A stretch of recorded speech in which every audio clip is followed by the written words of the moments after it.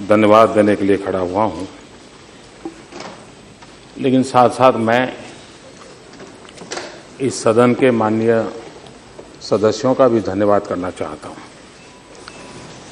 बहुत ही अच्छी चर्चा रही।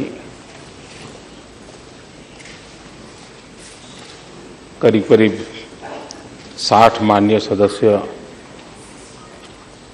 उनके विचारों को सुनने का मिला और करीब 40 आदरणीय सदस्यों ने लिखित रूप में अपने प्रतिभाव व्यक्त किए। इस अर्थ में काफी सार्थक चर्चा रही है। अनेक विषयों के चर्चा की गई है। मैं विशेष करके विपक्ष के हमारे आदित्य खड़गे जी और भी सभी वरिष्ठ महानुभावों ने जो विषय रखे, सभी दलों के वरिष्ठ नेताओं ने रखे हैं विषय।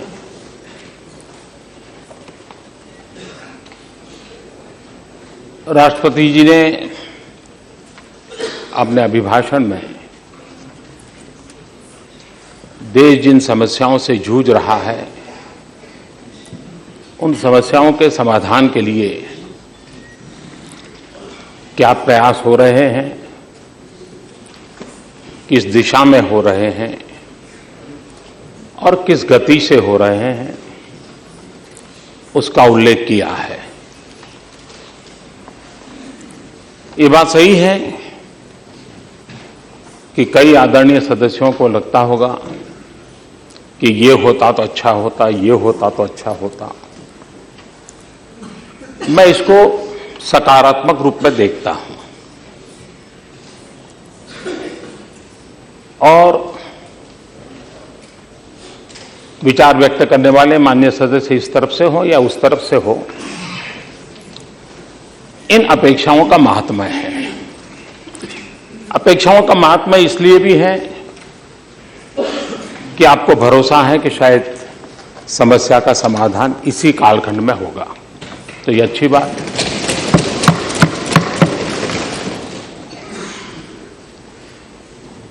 कुछ ये भी बातें आई हैं कि भाई आप तो हमारी योजनाओं को ही नाम बदल रहे हो। मैं नहीं मानता हूं कि मुद्दा योजना का और योजना के नाम का है। मुद्दा समस्या का है।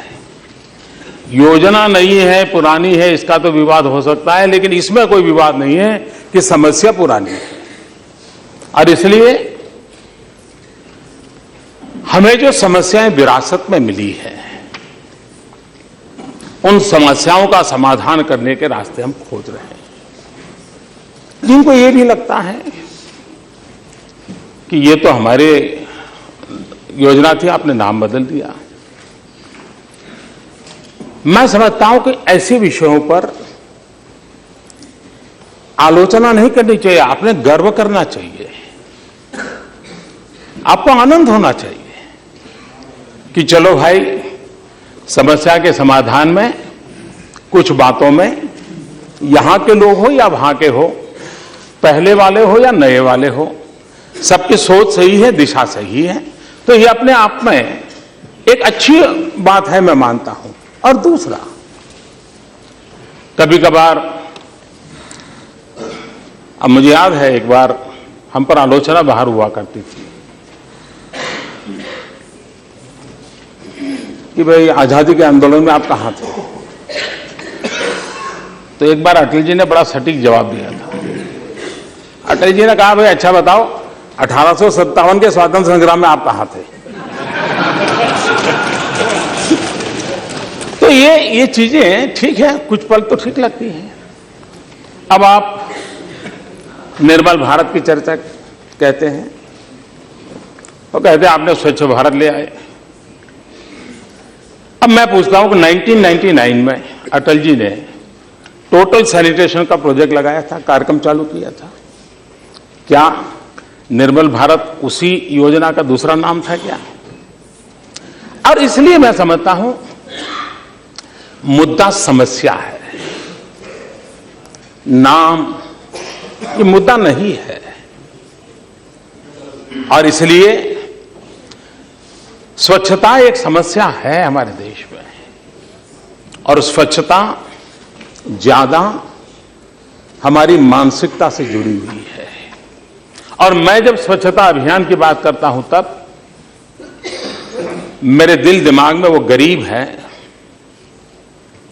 वर्ल्ड बैंक का रिपोर्ट कहता है कि गंदगी के कारण जो बीमारी फैलती है, औसत एक गरीब को 7,000 रुपए का खर्च आता है। अगर हम, और स्वच्छता की जिम्मेवारी हम सबकी ज्यादा है, और अगर गरीब का औसत एक गरीब का 5 का परिवार है तो 35,000 रुपया। स्वच्छता का दूसरा संबंध हमारे नारी के सम्मान के साथ है। आज भी गांव में मां बहनों को खुले में शौच जाना पड़े, अंधेरा का इंतजार करना पड़े, इस तरफ उस तरफ का मुद्दा नहीं है। मुद्दा हमारी माताओं बहनों के सम्मान का है, उनको जीने का एक अधिकार देने का है।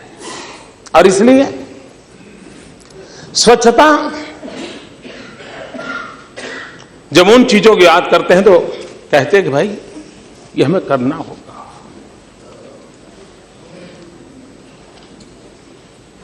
बालिकाएं स्कूल छोड़ देती है, पढ़ाई छोड़ देती है, क्यों? एक प्रमुख कारण ध्यान में आया, और वो कारण ये था कि स्कूल में गर्ल चाइल्ड टॉयलेट नहीं है। सवाल किसी को दोष देने का नहीं है, इस समस्या का समाधान खोजने का है। और इसलिए स्वच्छता के अभियान को आगे बढ़ाया है। तो मैं, ये 3 चीजें मेरे मन को हमेशा आंदोलित करती है। और सिर्फ स्वच्छता अभियान ये कोई उद्घाटन समारोह नहीं है, ये निरंतर करने का काम है, और हम सबको करने का काम है। हम में से कोई नहीं है जिसको गंदगी पसंद है, लेकिन स्वच्छता का आरंभ मुझे करना चाहिए, उस पर हम जागरूक नहीं है। क्या 125 करोड़ देशवासियों को इस काम में जोड़ना चाहिए कि नहीं जोड़ना चाहिए? और मुझे खुशी हुई, कल सुप्रिया जी ने अपने भाषण में कहा था कि एक अच्छा अभियान है, हम एमपी कैसे जुड़े। सामने से उन्होंने पूछा हाउस में, हम कैसे जुड़े। मैं मानता हूं हमें जो एमपी लेड फंड मिलता है, और हमें कल्पना नहीं है कि जन सामान्य इस काम को कितना पसंद करता है। मुझे एक मीडिया ग्रुप के लोग मिले थे, वो कह रहे थे कि हमने केदारनाथ की कैलेमिटी में काम किया, धन संग्रह किया, हमें 4 करोड़ रुपए मिला। हमने गुजरात में भूकंप हुआ, हमने काम किया, लोगों ने हमको 3 करोड़ रुपया दिया। लेकिन अभी हमने स्वच्छता को लेकर के हमारे टेलीविजन के माध्यम से अभियान चलाया, हमें लोगों ने 400 करोड़ रुपए दिए। हाँ, और हम राजनीति में हुए उन लोगों से मैं कहूंगा, अगर आप वोट के हिसाब से भी करते हैं तो समाज को ये बहुत ही मनपसंद काम है, और अगर समाज नीति से करते हो तो इससे बड़ा स्वांतः सुखाई कोई काम नहीं हो सकता है। और इसे नाम ये रहे वो रहे, इससे ऊपर उठ करके समस्या न रहे, उस पर हम केंद्रित करेंगे तो मैं समझता हूं हम बहुत कुछ कर सकते हैं। आदरणीय मुलायम सिंह जी ने कल एक अच्छी बात कही। उन्होंने कहा मोदी जी स्वच्छता की बात करते हैं, 80 घाट सफाई करने गए थे, अभी भी पूरा नहीं हुआ है। मुझे समझ नहीं आया कि मैं हंसूं कि रोऊं, इसलिए कि आदरणीय मुलायम सिंह जी उत्तर प्रदेश सरकार का रिपोर्ट कार्ड दे रहे थे कि केंद्र सरकार का रिपोर्ट कार्ड दे रहे थे?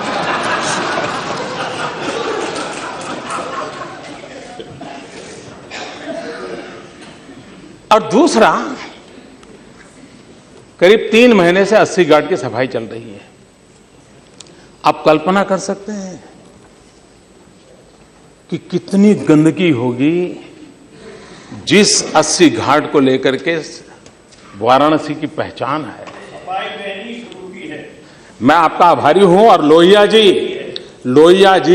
मैं मानता हूं मुलायम सिंह जी की बात को। लोहिया जी स्वच्छता का आंदोलन चलाते थे। आप लोहिया जी की कोई भी बात देखेंगे तो स्वच्छता के लिए देश में महात्मा गांधी के बाद पूरी ताकत से आवाज उठाई हो तो लोहिया जी ने उठाई थी।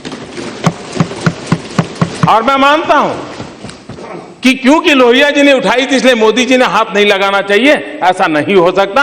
अगर लोहिया जी ने अच्छी बात कही है तो मोदी जी ने भी उस रास्ते पर चलने में गर्व करना चाहिए। और इसलिए कितना कूड़ा कचरा हुआ होगा कि इतने समय के बाद भी सफाई नहीं हो रही। आपको हैरानी होगी, हमारी विदेश में एम्बेसीज, हमारी सुषमा जी ने सभी देशों को चिट्ठी लिखी एम्बेसीज को, ये स्वच्छता अभियान भारत में शुरू हुआ है, आपकी एम्बेसी का हाल जरा देखो। और मुझे जो एम्बेसी से फोटोग्राफ आए हैं कि एम्बेसी के पहले हाल क्या थे, अब क्या है। जहां हमारे लोग रहते थे वहां गंदगी के ढेर थे, कागज पानी में भीग करके पत्थर से बन गए थे।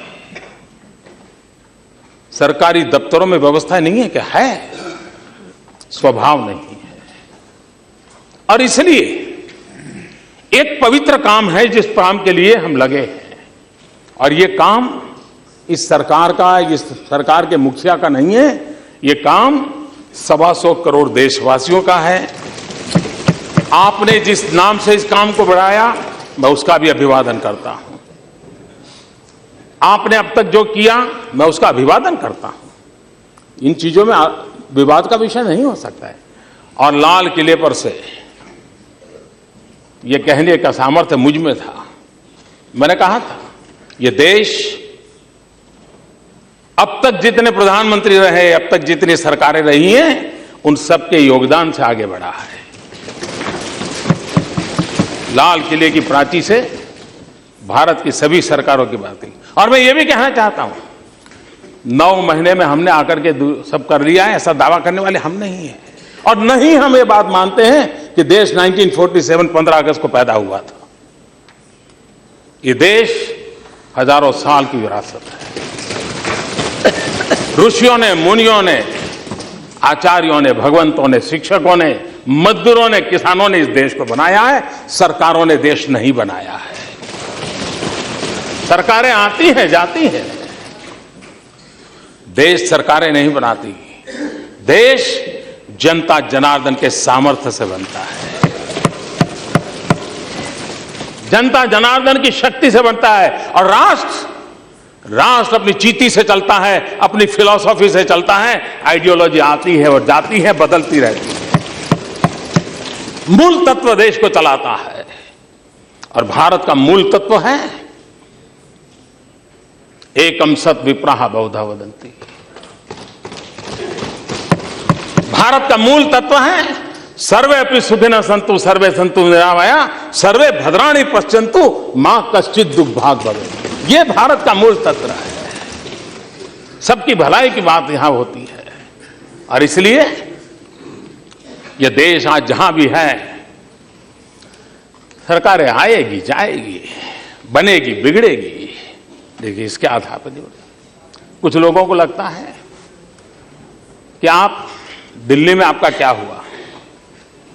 मैं पूछना चाहता हूं, पिछले 3 हफ्ते से मध्य प्रदेश में अलग अलग चुनावों के नतीजे आ रहे हैं, पंचायतों के, नगर पालिका के, महानगर पालिका के। क्या हुआ था? असम इतना भव्य विजय हो रहा है, क्या हुआ जी? पंजाब, राजस्थान, क्या इसी का हिसाब लगाएंगे क्या? बोलने में तो बहुत अच्छा लगता है। और अगर यही बात है, इतना लैंड एक्विजिशन एक्ट लेकर के मैदान में गए थे, हिस्ट्री में कांग्रेस की इतनी कम सीटें कभी नहीं आई थी। इतिहास में इवन आपातकाल इतना भयंकर संकट था, लेकिन कांग्रेस के हाल इतने बुरे नहीं हुए थे जितने इस बार हुए। अगर एक्ट के कारण आप जीतने वाले होते और किसानों को पसंद आया होता तो आप जीत जाते। और इसलिए कृपा करके आप वो तर्क बोलने के लिए ठीक लगता है, उस तर्क से आप सत्य को सिद्ध नहीं कर सकते।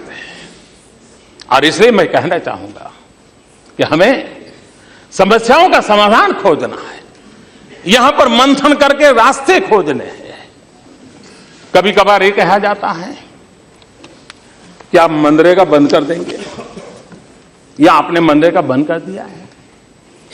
मैं इतना तो जरूर विश्वास करता हूं कि आप लोग, बाकी विषयों में मेरा क्षमता के विषय में शक होगा, आपका अभिप्राय भी अलग अलग हो सकता है, इसमें मोदी को ज्यादा ज्ञान नहीं है, इसमें कम अनुभव है, सब होगा। लेकिन एक विषय में आपको जरूर, एक विषय में आप मानते होंगे कि मेरी राजनीतिक सूझबूझ तो है।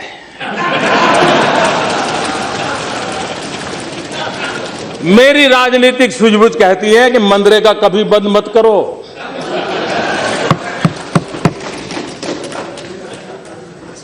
मैं ऐसी गलती नहीं कर सकता हूं, क्योंकि मनरेगा आपकी विफलताओं का जीता जागता स्मारक है।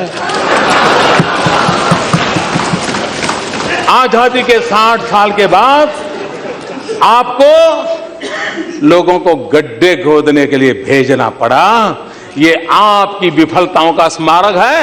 और मैं गाजे बाजे के साथ इस स्मारक का ढोल पीटता रहूंगा, दुनिया को बताऊंगा कि ये गड्ढे तुम खोद रहे हो, उन 60 साल के पापों का परिणाम है। इसलिए मेरी राजनीतिक सूझबूझ पर आप शक मत कीजिए। मनरेगा रहेगा, आन बान शान के साथ रहेगा, और गाजे बाजे के साथ दुनिया में बताया जाएगा। हाँ, एक और बात जरूर होगी, क्योंकि मैं देश हित के लिए जीता हूं, देश हित के लिए जीना चाहता हूं। और इसलिए इसमें से देश का अधिक भला कैसे हो, उन गरीबों का भला कैसे हो, उसमें जो कुछ भी आवश्यक जोड़ना पड़ेगा, निकालना तो कुछ नहीं है, आप चिंता मत कीजिए जी।